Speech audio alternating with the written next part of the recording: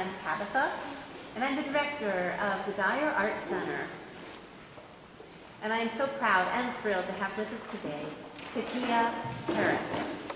She's an artist, and her work is exhibited around the walls here in the gallery, as you see, from Chicago, right? I do have that right. Now living in Boston and working there. And with a host of other credits to her name, I cede the floor to you. Thank you, Tabitha. Thank you all. Good afternoon, everyone. I'm very happy to be here, and I'm happy that I made it this morning because yesterday my flight was canceled. I was concerned about whether I'd get there on time. So it was a little stressful, but I'm going to let it go. I'm going to take a deep breath. I'm happy to be here. I'm going to talk about Black Takiyah, and I'm going to explain a little bit about what that means.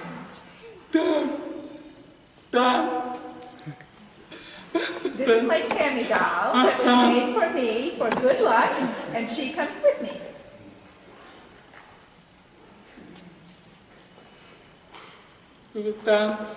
So I have two families, two sides of the family.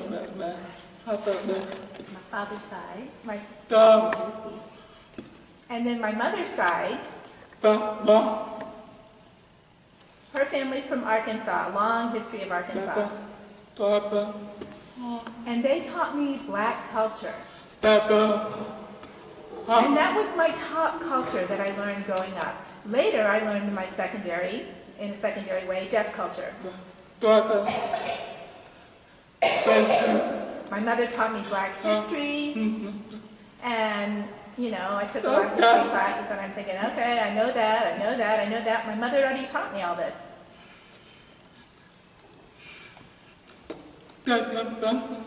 So my mother had given me these studies on Black history and books to read. I learned about slavery. I learned about the civil rights movement. And as I became more emotional about the things I read, my mother would sort of calm me down and try to put them in context. Both of my parents were strongly involved in the civil rights movement. They're very strong Southern Baptists, and that had a great influence on them and on the teaching that they passed on to me. So how I became deaf, I had spinal meningitis when I was a little baby. There was no family history of deafness in my family. And I grew up with speech therapy, oral education. When I was under 5, I was doing speech therapy. Not oralism, not speaking verbally, but learning to lip read, trying to understand people. As well, I had an FM system with the body aid, so I could try to use residual hearing. My family moved around a lot. My dad was in the Navy, so he was stationed in various different places. And finally, we settled down in Illinois, Kankakee, Illinois. It's about an hour from Chicago. And my mother looked for a school for me. I have 2 brothers, but she had to focus on me more than the younger brothers to kind of meet all of our needs, really. And so I went to a school that used total communication. They were signing and talking at the same time, signing English, using the to be verbs, is, are, am, each one initialized with a letter. So there were language gaps. There was language deprivation. There was a lot that I missed.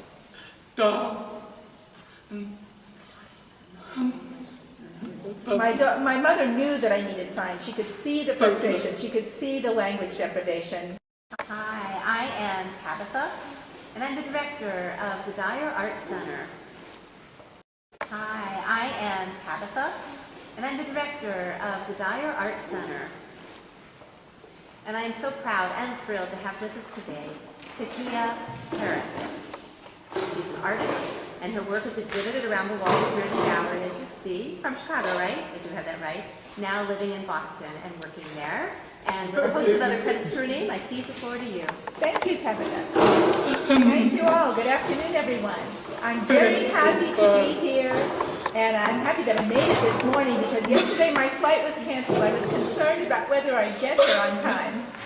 So it was a little stressful, but I'm going to let it go. I'm going to take a deep breath. I'm happy to be here. I'm going to talk about Black Takiyah, and I'm going to explain a little bit about what that means.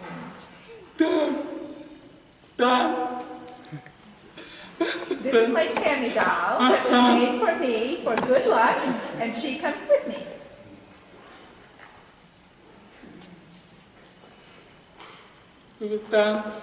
So I have two families, you know, two sides of the family. My father's side, My, Tennessee. and then my mother's side, her family's from Arkansas, a long history of Arkansas. And they taught me black culture. And that was my top culture that I learned growing up. Later, I learned in a secondary way, deaf culture. My mother taught me black history, and, you know, I took a lot of history classes, and I'm thinking, okay, I know that. My mother already taught me all this.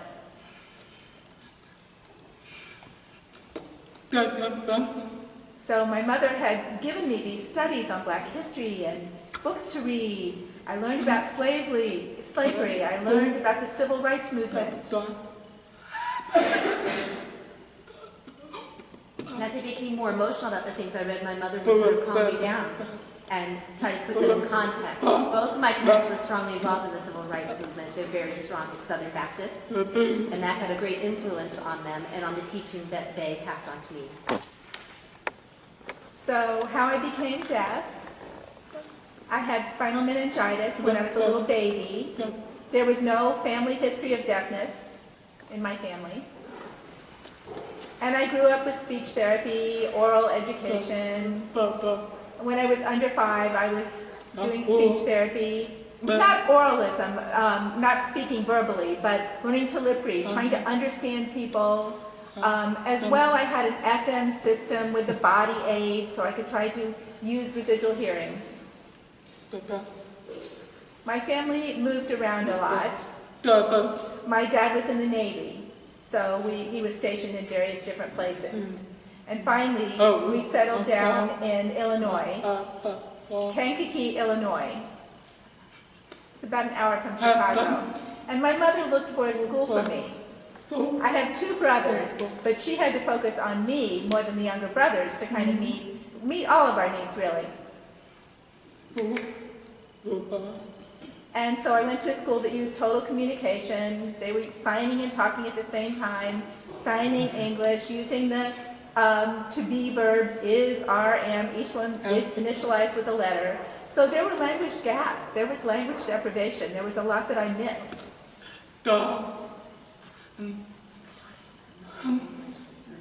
My mother knew that I needed sign. She could see the frustration. She could see the language deprivation.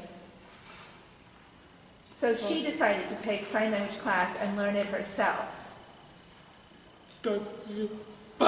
And so she joined an organization of hearing parents who had a deaf child. And we're learning sign. So then she saw that she needed to get involved in other activities. She would bring home the information and teach me what she had learned at this organization. So I went to a school for the deaf for my 4 years of high school. Now before that, I had constant frustration, not having access. I didn't have a good time at school. My school was all white. And the deaf program was diverse. There were diverse students in the deaf program. But it really had an impact on me. I didn't have equal access to an education. So there was, you know, our education wasn't equal to the education that the white kids in the same school were getting. They passed us along. We weren't getting a commensurate educational experience, but they just passed us along and really didn't care. I was very involved in sports. I really enjoyed them very much. But I'd go home and I would be so emotional and I would cry every day after school. So my mother decided to send me to this special program. I didn't feel like it was a good fit. It wasn't meeting my needs. So then I transferred to deaf school. And my personality grew and blossomed. I was in deaf culture finally at age 14. It was kind of late to discover the culture.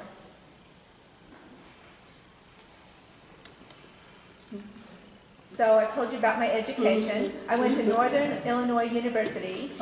It's a prep school. They have prep school before you go into the full university. I decided to apply to NTID. I got a scholarship. And I was really excited about it. And it was the first time I was going to be separated from my family. I had been, in a residential school, but New York was really far from my family, and I was going to be alone, but I had a very rich experience for my 5 years.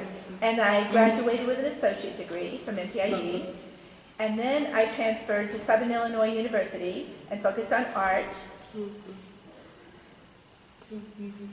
And that included art history as part of my major. I got a bachelor's in fine arts. Haven't officially graduated from that program. I didn't pass math. So then I transferred to a different university, Governor State University. And I took the courses, and finally I got done with those math requirements, and I got a bachelor's degree from there in photography.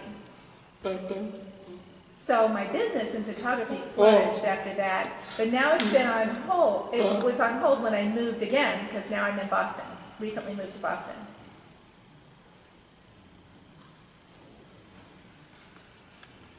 So I'm in a program in Massachusetts, studying art history, a master's program. And I put it on hold for right now, because lack of access services. The professor and the interpreter were not a good match. I was ready to fail the course, so I just put everything on hold and transferred, and I'm planning to do that online. So I hope to finish my master's degree soon, and my goal is to get a PhD.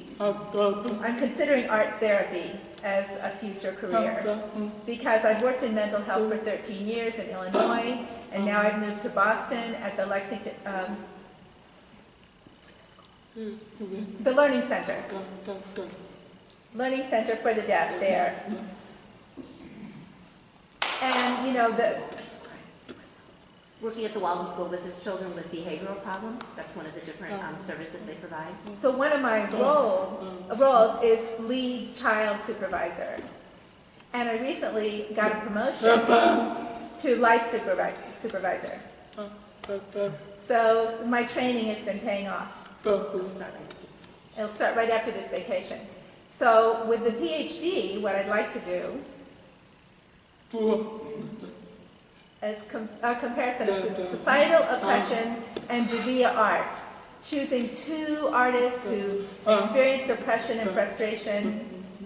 I've chosen two of my works to share with you that represent my experience with oppression. So I want to talk a little bit more about Judea, deaf/view image art. So it can represent, It can show representations of deafhood as well as the frustrations the deaf people have, and basically exemplifies the experience that deaf people go through. so you can see in Judea, you can see reflected your experience from inside the community and from outside as well. So they're all different perspectives based on where the person's from, whether they grew up in a mainstream program or had an oral education or whatever. You can see all these different representations. There are 4 elements. Contrast, for example, black and white is very high contrast typically. Value, some art has various tones, and that's what value is all about. Intense colors, for example, maybe you know David Carl. He typically uses really strong, intense colors in his pictures. A lot of contrast, but very strong. And then textures. So you'll see a lot of different texture work here. A lot of textures represented here in Dyer Art Center right now. So there are also 2 categories that have terms. One is affirmation art that involves empowerment, our value of ASL, the affiliation with the culture and the community, pride, and success. That's affirmation art or affirmative art. And the other is resistant, involves resistance to oralism, oppression, identity confusion, racism, isolation, neglect, lack of communication, abandonment. So you'll see those two sides of the deaf experience reflected in the art. The artwork needs to be authentic and come straight from the heart out to the audience. The experiences are right there, leaving no doubt as to the emotions behind which created them. And so it's not really easy to come forth and be authentic to people you'd never meet. But that's what the art's all about. The artwork is showing that experience loud and clear for anybody to see. So Takiyah has had a 28-day challenge. There was a 28-day challenge on Facebook last year where you would choose, the theme would be chosen. Nancy Rourke was the artist who came up with this challenge. And so it's an annual event now. So now we have a 29-day challenge because February has 29 days this year. And different themes are chosen, and one theme was octopus. So I was thinking what I would do. I have a lot of anger towards Alexander Graham Bell. He was very discriminatory towards deaf people. He was a strong supporter of oralism. So I decided to use the symbolism of his head as the octopus head. So there's this octopus, and these fish are just normal deaf people. And we treasure them, and they're in their environment. And Bell wants to give them cochlear implants and destroy their deaf experience, their deaf identity. So it's like they're almost dying. This is a collage, all the different materials into a collage. Hands, unity, that's affirmative art. It focuses on color diversity. So it looks like plants underwater, seaweed and everything, and then this color of sky, and then the water flowing. Another theme was unity, solidarity, and this is how we sign it. Solidarity fist. So this is a little tribute to Nancy Rourke. She works in 3 primary colors, red, blue, and yellow. That's her style, and it's very recognizable. And we wanted to honor her for coming up with this 28-day challenge. I didn't know much about Takiyah initially, so I thought it was only about deaf culture, but it's really more diverse than that. So Takiyah Central is on Facebook. It's a page on Facebook. And I looked around and I was really interested and wanted to get involved. And so this is my way of saying thank you to Nancy Rourke. This is a portrait of her.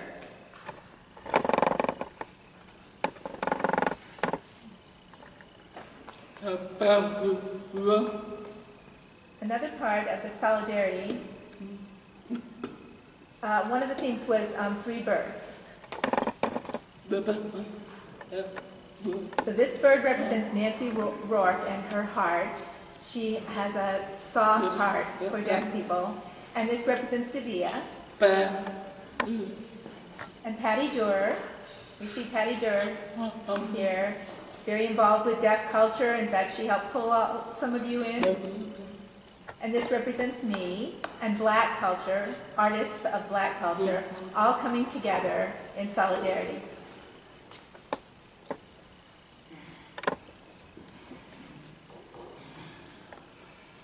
So I'm going to talk not only about Takiyah, but there's black Takiyah that focuses on black culture within the deaf community. So it's about your cultural background and hidden treasures. Sometimes it was hard for me to find the research about black deaf people. There's not much written. I really had to dig deep to try to find research, and I did find things I didn't know. And I read the research results, and it inspired my art, which I'd like to share with you now.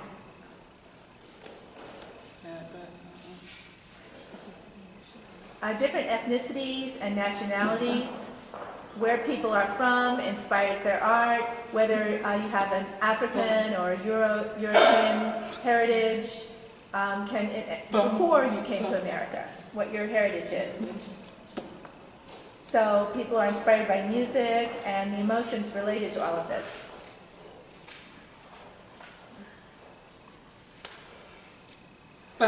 Mask resistance. Remember I said I was focused on hidden treasures of black culture, being black and deaf. And I looked at sports, and I remember growing up, people had talked about black people being really good with sports, but not having a way to express themselves. Eugene Harrison,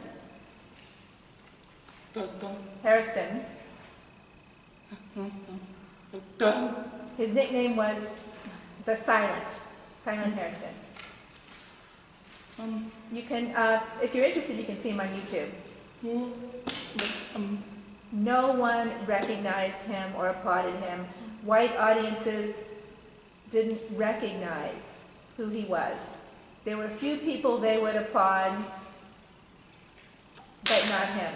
No one recognized him. So that has to do with mask resistance. It's a collage. I used a checkerboard motif.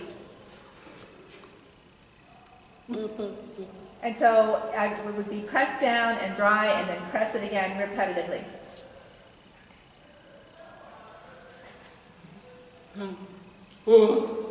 This is called Holding Hands. It's affirmation, affirmative art. This is Aunt Jemima up in the corner. You know pancake syrup? This represents my mother. And this is me as a little child. And my emotions growing up. Remember I explained when I was a kid I had a lot of frustrations with communication. So when school finished, I'd go home and I would just cry and let out all the emotions. And my mother saw this. She kind of gave her heart to me.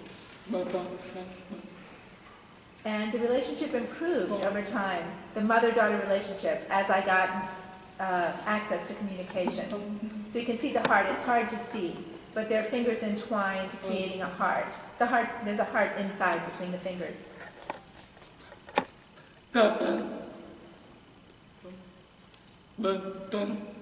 This was on exhibit in Washington, D.C., at the Edison Gallery in Washington, D.C. before.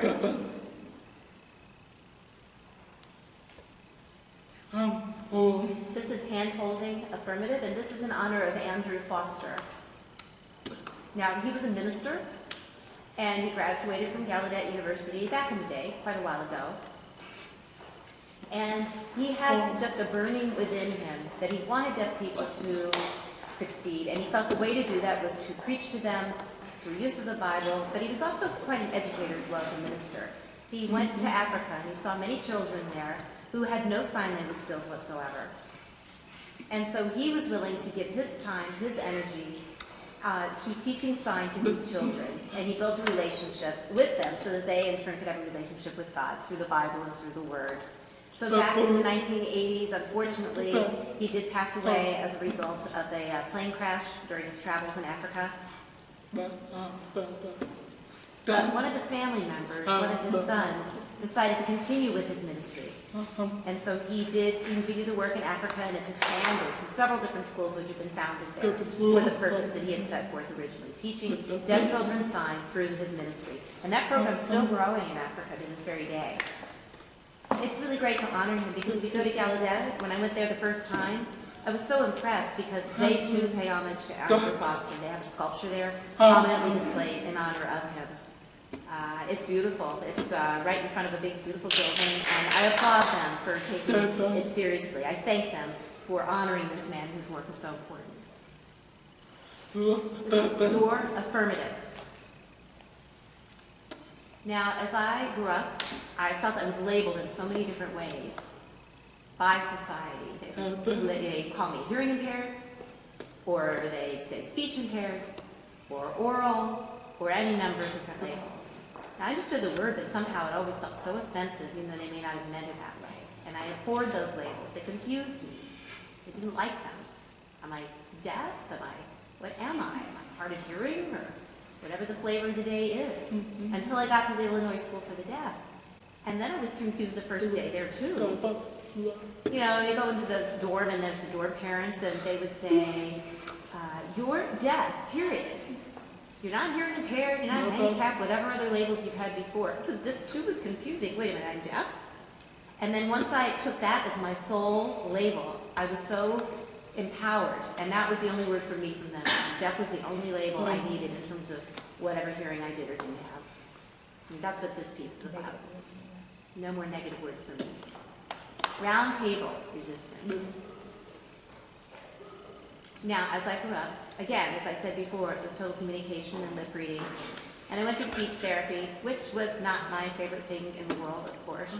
I did great with other things. Later, I even did better, but in the early days, I didn't at all. I was quite often taken out of the classroom of my regular education just so that I could go do this terrible lip reading stuff, putting a tongue depressor in my tongue and what have you. I couldn't say C or CK or D, and they put these tongue depressors in my mouth and forced my tongue down, and it was just awful. I would cry. It was terrible. So I decided to put this in my artwork, and this particular collage is about that experience. And so all these X's and all these red marks are that I failed in these particular sounds, phonemes that I couldn't produce correctly. Round table liberation. Now, again, as I mentioned previously, in the deaf program that I was at, there were many different kinds of students, right? As opposed to the all-white program in the mainstream area of the school. So you can see all these different colors represented at that part of the school. Over here in the corner, that's somebody who's solitary, that's somebody all alone in a booth. That was the punishment that I received quite often if I was naughty, doing something wrong. Deaf students would tend to sit and enjoy talking to each other and sign whatever, but I'd be over there in the booth and I'd be being punished, and I wanted to be part of it so badly, but part of my discipline was being there in that corner and unable to socialize with my friends at the table. So again, this is a piece of collage artwork, layers of different materials.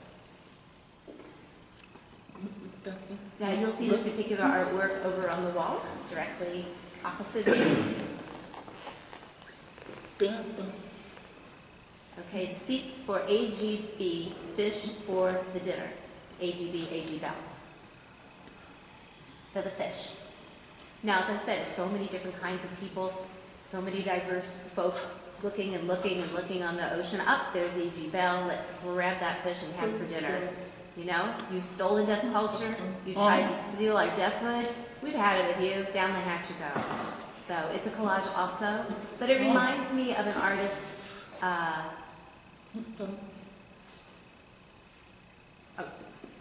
Maybe I've got it wrong. Georgia O'Keeffe, famous artist. It reminds me of her work as kind of an homage to her. Excuse me, the interpreter made a big mistake. It reminds me of the picture of Washington crossing the Delaware.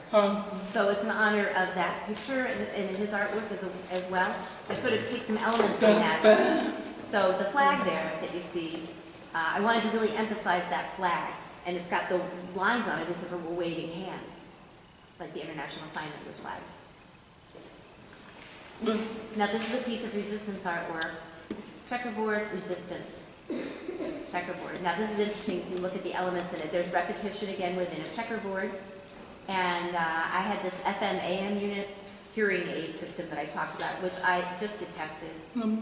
Because if I was in gym class, the thing would hit me in the chin and it would hurt me. It would bounce on my chest, whatever. Every time I ran, this thing would flop back and forth. I just hated this thing. I was so mad. I just wanted to chuck that thing into the ditch. It was horrible.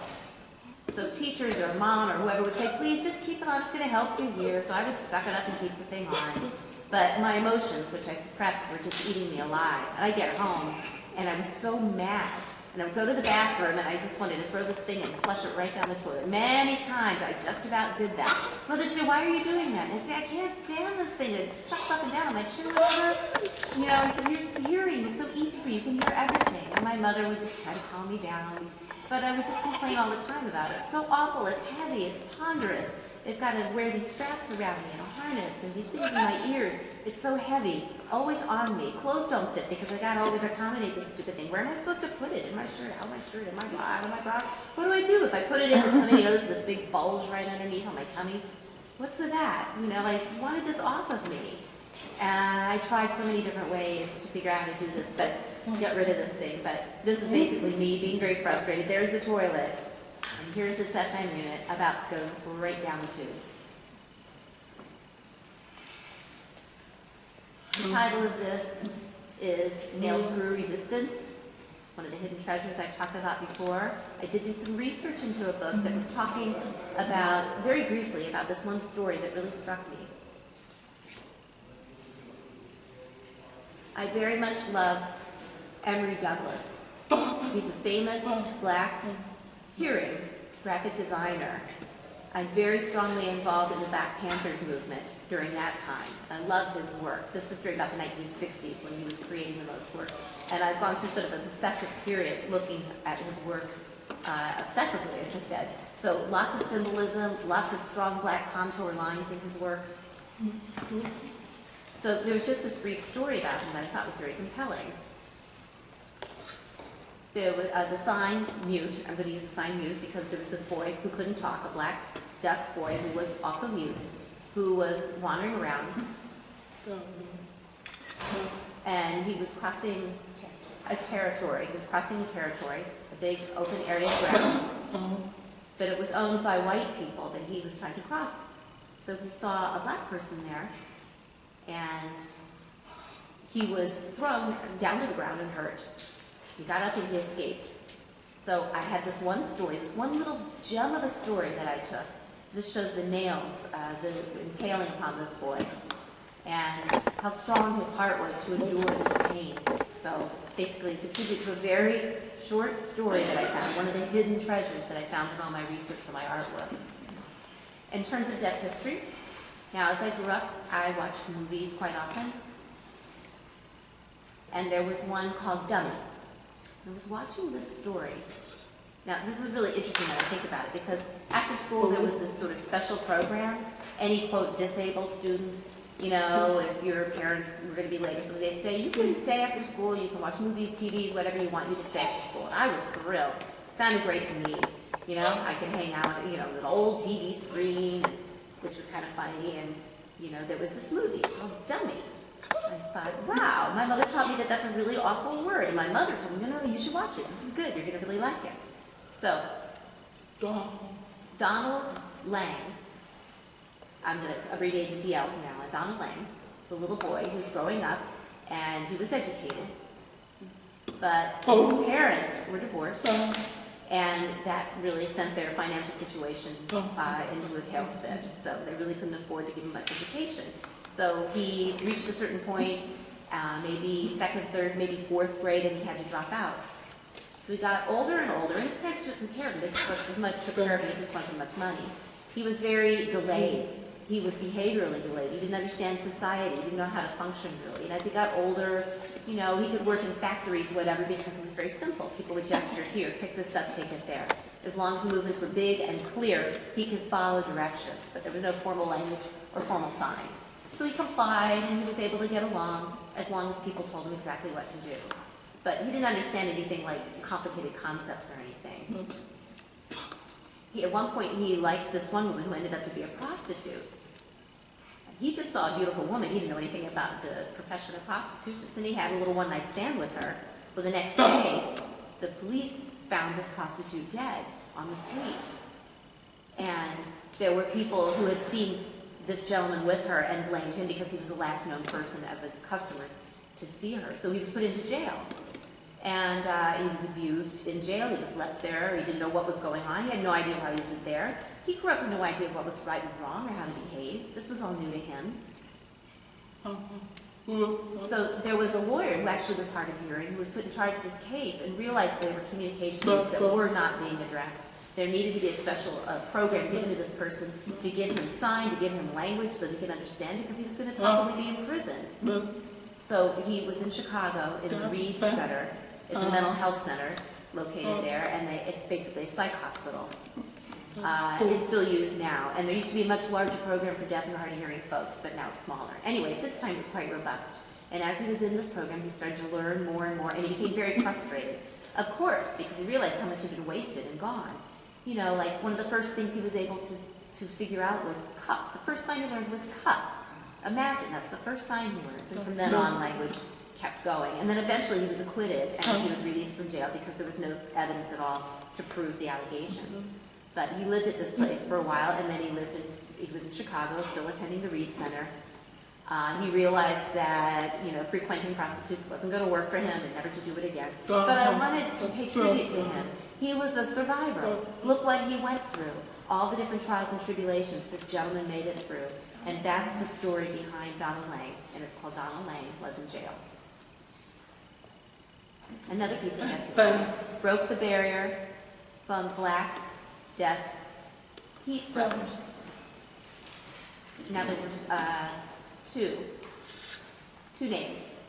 Wia, W-I-A, and Harvey. Wia and Harvey. They were slaves, and a missionary saw them and wondered, there seemed to be something different about them. So grabbed these two to come with this person and brought them to America. The missionary felt that there was something that wasn't being addressed and felt that perhaps they needed education. Now Wia, who was deaf, first brother, they weren't sure what to do with him at first, and finally decided to put him in an institute. You know, of course, they didn't have, they didn't even know their names.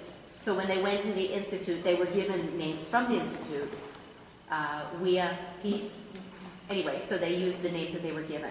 So visual play on the sign slave by showing the liberation and the chains being broken by having gotten education, being brought to a place where they could finally get education.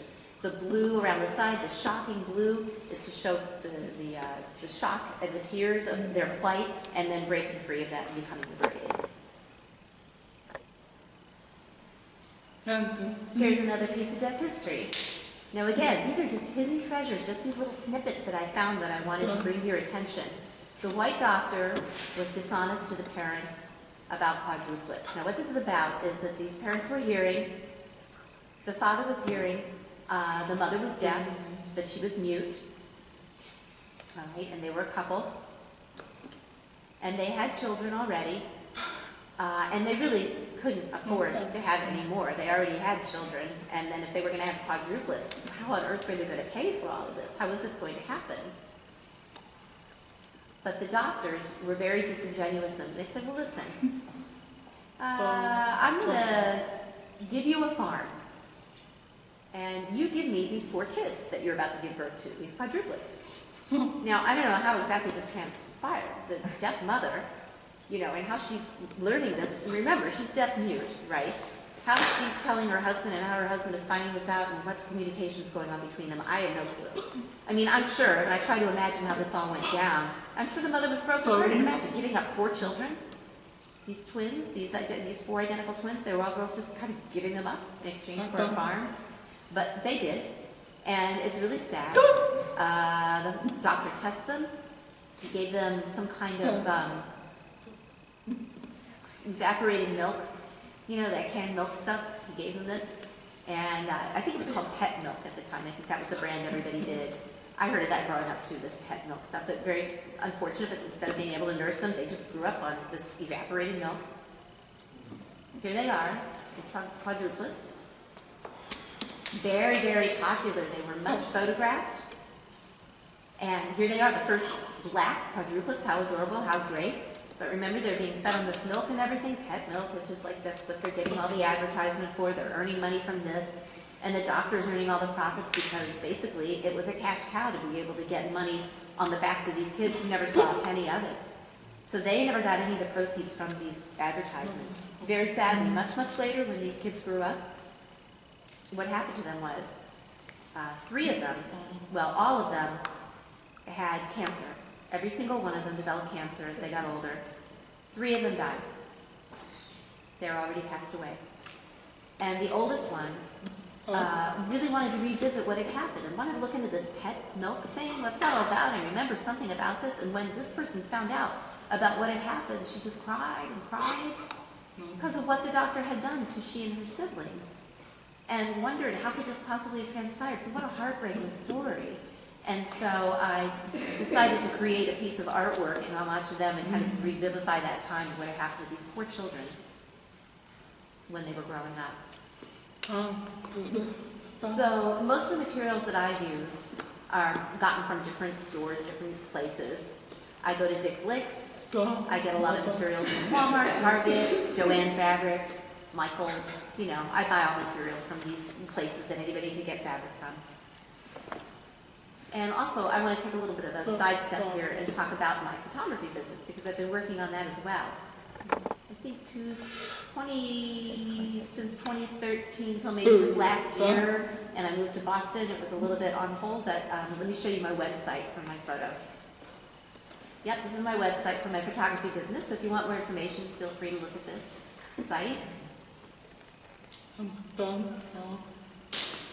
So I've developed this art, and it takes 1 to 4 hours for each piece, each of these collages. It really depends on the size as to how long it takes. So the reason I create this kind of artwork, again, for 7 years I worked in a psych hospital in Chicago. And I saw all kinds of different behaviors and disorders, and one of them was autism. And there was a deaf autistic person who just couldn't pay attention. I couldn't get him to make eye contact. And so, but with these materials, they could connect with the materials. So I bought fleece and different kinds of fabrics and everything and gave them to let them experiment, autistic, deaf, experiment with, and it really worked. They really liked that. So that kind of became my thing. I really enjoy working with autistic kids. It's a very unique population to me, especially deaf autistic kids. So if you have any questions, or if you want to see any more artwork, we can walk around the room. I have 10 pieces of art here. Any questions?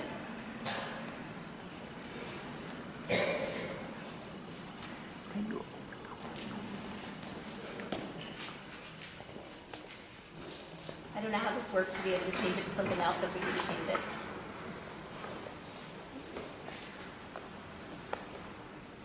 I can ask myself. What side do you want me to?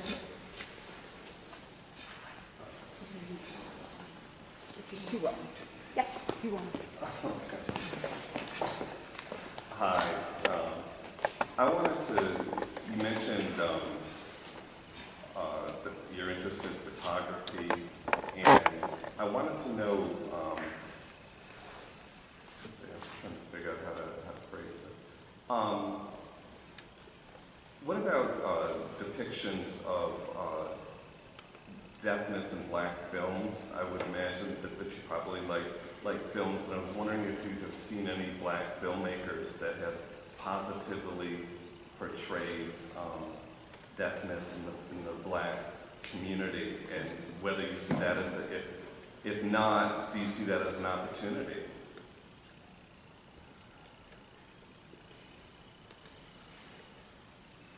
Yes.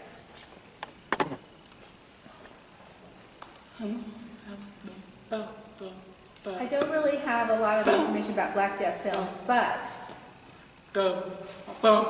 deaf performing artists, Fred Mean, he's awesome. He'll be here tonight or tomorrow. I suggest if you get a chance to meet him, Fred Mean, he's awesome. And he's involved with performance art. Also, he's involved with film, too. I think he would be a better reference than me on that one.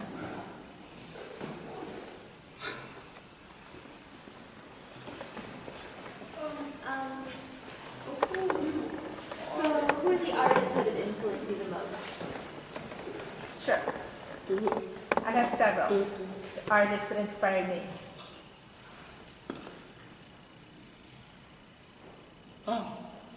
Jacob Lawrence. He was part of the civil rights movement as well as being an artist. Really very complicated use of shapes and things. I really like him. Emery Douglas, graphic designer, and he was involved with Dr. Huey, who was a leader of Black Panthers. So I have a strong interest in his work, his promotional graphic design work and everything. He's been a big inspiration to me. Other questions?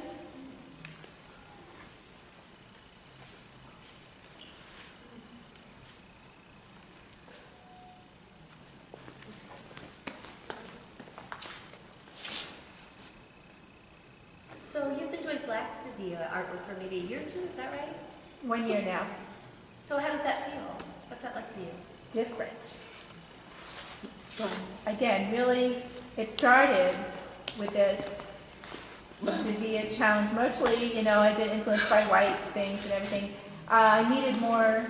We needed more diversity. We knew this. It was always white people producing the art and doing exhibits. So I knew I had to get in there and represent Black culture. A lot of people had never heard of anything, and I had found these hidden treasures. I knew about deaf Black culture. So other people started learning from me, and it kind of took off. We shared information. Rest is history. And I really want to thank you for opening that door. It was a really important door to finally be open to the rest of everybody. You're welcome. Other questions?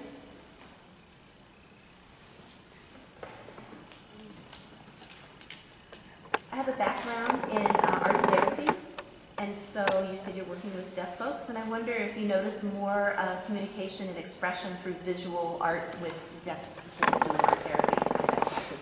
Yes. Again, I worked in Chicago for almost 3 years, and I saw a lot of communication barriers. Some people couldn't express themselves in ASL, and we would see all this anger and outbursts and behavior problems, and you have to look and try to figure out, what is that about? They didn't have enough information, we didn't have enough information, but you give them a piece of paper and something to draw with, and ask them what all those feelings were about, and they would express themselves in pictures, picture after picture after picture, and then we'd say, do you mean this? And sign it to them in ASL, and they'd say, yes, that's it, that's what I mean. Okay, and then we'd open the door to communication and to them playing with other kids. There was language missing, language deprivation, and so art led them into this social aspect of their lives. There was one 5-year-old who got to the program and had no language and just constant behavioral outbursts, and so we had her play with Play-Doh. She'd be really mad, and then we'd have her explain the shape. That's a human, is that a person? She'd make something, and then ask me, what is it called? And I would say, Lego, that's Legos. And then she said, that's my mom. And then she realized that, and then we realized, her parents played with Legos with her at home. So it was kind of building a vocabulary of what she didn't have a language, but what she could show us. And then between what I was doing with her, what the psychologists were able to glean, we were able to figure out how to use this therapy to help with diagnosis and treatment. Does that help at all? Other questions? This was just wonderful. And you've basically set a model for how to go about doing this. It's as if you can look at things in two different ways. And the talent that you bring to this, as well as the educational aspects in your art. So, and the way you work with the children, and that you had the echoing of what they were trying to say. They got language as well as the artwork, so I applaud you in bringing those two together and marrying them so beautifully. We need more people around like you. Thank you. Thank you so much. Other questions?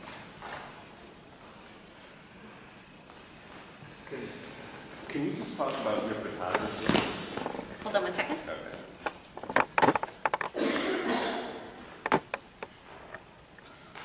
Yes. Do you mind if I show my website?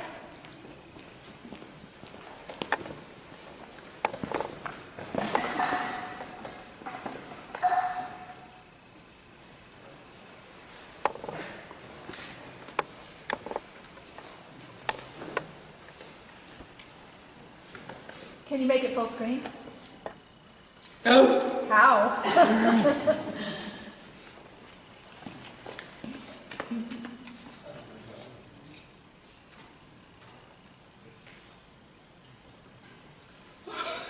Okay, thank you. A little bit technically impaired for me. So, I started the photography business because my second bachelor's degree was in that, my second BA program. So from the Art Institute, the school I'd gone to, it seemed like I was qualified with art more than other students. I was familiar with art terminology and everything. With these photography students, I already had this art background. So the teacher said, I need you to be involved in the art world. And I was like, who, me? I won't. But first you need to find out who you are. Related to art and nature. I was like, okay, had a little unsure, a little trepidation there. And the teacher said, don't worry, you'll grow into it. And she set me on my path. So I focused on photographing flowers at first. And there was one specific one. There's a place in Chicago called the Beverly Arts Center. Beverly Arts Center in Chicago, South Chicago. I sent some of my work to them and they accepted it. I was so thrilled. It was my first time I was going to have a photography exhibit. First time in the real big art world. And then it developed from there. I had more work that was exhibited. I went to an interpreting conference, sold some of my artwork. So someone suggested I start with portraits.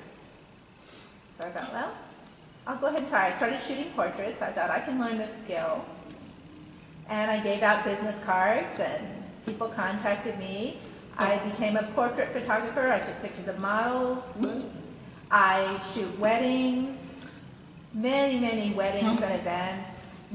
All over Chicago and around the state. Not only deaf, hearing people as well hire me. So you can see some of the photography here. This is my website. Beautiful, beautiful work. Are we done? All right. I want to thank you all so much for coming this afternoon. I want to thank RADSCC. Did I get that right? I did. The RADSCC for coordinating this and bringing Takiyah here for a wonderful presentation. Now this weekend we're going to be having a symposium occurring all about Black deaf view image art. So in the front of the Dye Art Center we have a schedule posted if you'd like to check it out. We have the exhibit that's here called Unfolding Souls, the Black Experience, and this is going to be taken down Saturday. Sadly, we'll be saying goodbye to it, but I want to thank everybody for having worked so hard and everybody for having giving us all the energy. This is the first ever Black Deaf art exhibit that we're aware of, the first ever, so please avail yourselves of what we have on the walls. It'll be taken down on Saturday. Come to the events if you can. So I'd like to add,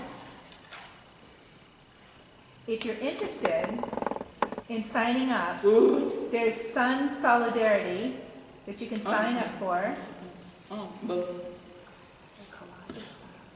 Oh, it's a collage party. All you have to do is register and you pay $20. It's right here. There will be some food and some drink and you can come make Yep, collage. that's tomorrow night. Yeah, that's tomorrow night, and we have a flyer.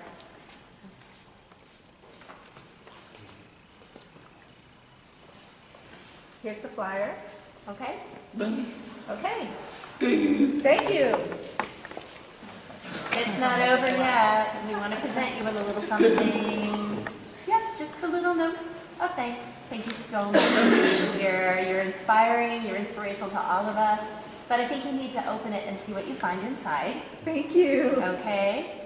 Because you did something in one of your collages that gave us a little hint of something that relates to what you will find therein. And I'll give you a little hint. It's this. This little thing. That's for you. You got one of your own now. Thank you so much. Thank you. Thank you.